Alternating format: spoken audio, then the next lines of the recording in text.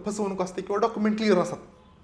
नक्कीच सामान्य व्यक्तीने जमीन विकताना किंवा जमीन विकत घेताना नक्की काय काळजी घेणं गरजेचं आहे?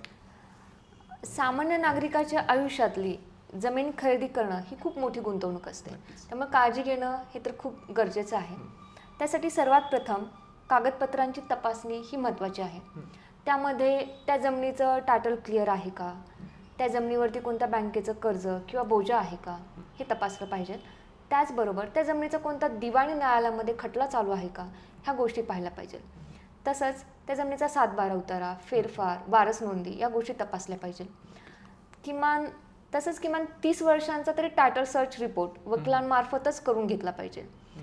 तसंच जमीन खरेदी करण्यापूर्वी जी जमीन तुम्ही खरेदी करणार आहात त्या जागेवरती जाऊन त्याची सीमारेषा म्हणजे चतुर्सीमा बरोबर आहेत का या गोष्टी तपासल्या पाहिजे.